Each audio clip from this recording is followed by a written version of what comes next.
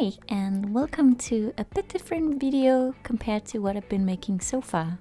Because in this video I would like to show you how you can make multiple casts of your sculpts.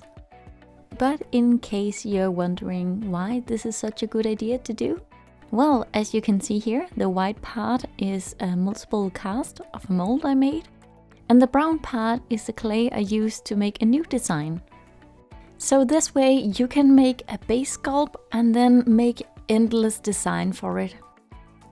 But another thing I really enjoy about this is sometimes I have a hard time deciding what color I want to paint something in. But this method allows me to try out as many times as I want with as many designs as I would like. So now that you have an idea of what you can use this method for, let's get right into it. I'm gonna show you two ways that I make the molds. For the first one, we need to heat up the clay in the microwave.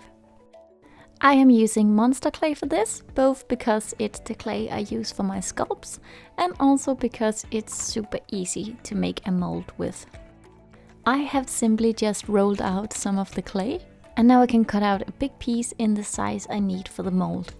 This mold method is great if you have a big piece or you have a bit of an odd size, since you can shape the mold exactly to the shape of your sculpt. I use a heat gun to heat up the clay again and to make sure my mold has been closed completely. This method of making the mold out of your clay is also great to save on some of the material, since you can make the mold fit quite tight to your sculpt. But before we mix our silicone for the mold, we need to be absolutely sure that the mold is secured and tight.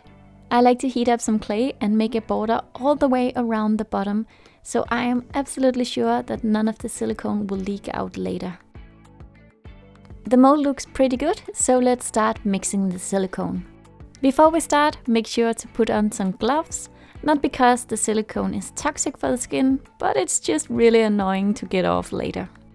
There are so many types of silicones you can use for mold making, but common for most of them is you have to mix a part A and B together. And I also like to give my parts a good stir before I mix them together. For these molds I will be using Sorta-Clear 12. But you might have heard of DragonSkin or Rebound or some other type of silicones. And to be honest, they are all great, so it's more a preference. I like to use a clear silicone for the molds, because this way later when I'm casting, I have a chance to see if there's any big air bubbles stuck in the mold. A thing to consider when choosing your silicone is the drying time. Now this one is called Sorta-Clear 12 because it cures within 12 hours. And I chose this so I wouldn't have to wait too long for the mold to cure, so I might be able to cast within the same day of making the mold. I like to measure my part A and B on a scale, so I'm sure it's very precise.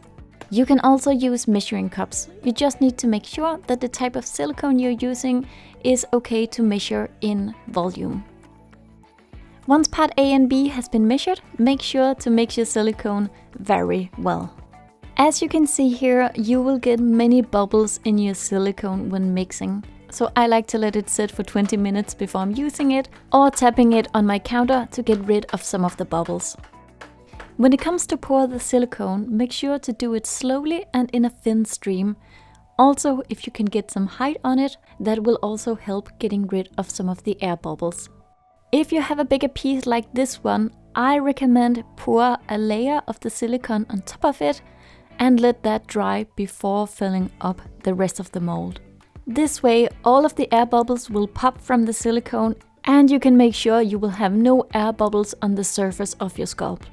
But for educational purposes, I fill this one up right away, so I can show you later what might happen if you do it this way. And while this one is curing, we can go ahead and take a look on another way to make the mold. You can make molds out of anything, so if you already have something that has been painted or made out of other materials than clay, don't worry, you can also use it for these things. Instead of making the molds with clay, in case you don't have this clay, you can also use small plastic containers or other things you might have around. I just cut a hole in the top so I have a place to pour in the silicone and something heavy to put on top to keep the mold down. But after that, it's the same procedure. Measure your part A and B and mix them well together. For more complicated sculpts or things you want to make a mold out of, you might need to make a 2-part mold, but I thought that might be a little bit too complicated for this first video, so I think that will be for another time. Just like earlier, if you want to be absolutely sure you will have no air bubbles on your sculpt, you can pour a layer first to dry and then fill up the rest of the mold. But for these smaller, very flat things, I don't find it a problem because there's so little silicone in the mold that most of the air bubbles will get to the surface and pop on their own. But now that we got all that down, you can go ahead and make as many molds as you want. When the silicone has completely dried, you can go ahead and remove it from the clay or the container you have made the mold in. But before we are ready to look into casting, we need to clean up the mold a little bit.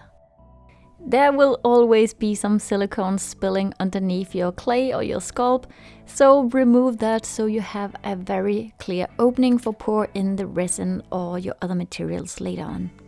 Sadly, sometimes your sculpt will be destroyed once you try to get it out of the mold. But now that the molds are ready, let's look into the casting. And before we start, we really need to talk safety. Because if you're using any type of resin, you need a evaporator. And this time we actually need the gloves because the material is toxic to our skin. With that in place, let's talk about the resin. I am using a special type of resin that is called Smoothcast 65D. The reason why I'm using this type of resin is I don't need my resin to be clear afterwards because I'm gonna paint on it anyway, and it also cures within 5 to 10 minutes. This way I can make so many casts within a small amount of time, in comparison to transparent resin that needs around 24 hours to dry. If you're interested in any of the materials I am using, I will link where I shop all of my materials down in the description. And of course, if you have any questions, don't be shy to ask them and I will answer as good as I can. With this type of resin, of course you need to give it a good mix, but you also need to be aware that it cures within 5 to 10 minutes, so you don't have a lot of working time. And sometimes it can be hard to know exactly how much you need to measure of the resin, so this time I had to mix another batch, and actually another batch before it was all filled up. But don't worry, this is not an issue because the resin will bond very nicely to itself, even though the first layer already have dried. And I also recommend having another mold nearby in case you have mixed too much, so you don't waste any material and can fill up the other mold. But just for fun, let's also fill up some other molds I have made and take a look at some of the mistakes that will typically happen. I just really love to see the resin cure, because it looks like pure magic when it turns from translucent to white.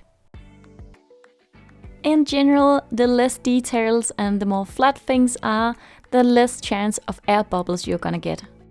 When things are sticking out in your design, it's gonna turn inwards in the mold. And when something is turned inwards in a mold, there's a good chance of air bubbles getting stuck there. And let's take a look at the big raccoon mold we made earlier. As expected, when you make a big mold like this, you're gonna have a lot of air bubbles that can't get to the surface and pop. And these bubbles you can actually see in your finished cast. But let's take a look at the other mold we made earlier. This one is a very flat mold, and there was nothing on the design pointing out of the sculpt, so we should have a good chance of no air bubbles in the mold.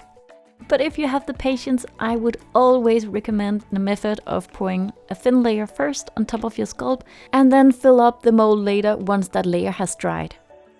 Here I have another example of when things point out of your sculpt that it will give you troubles later on when casting. thin things pointing out of your sculpt is gonna have a high chance of catching air bubbles.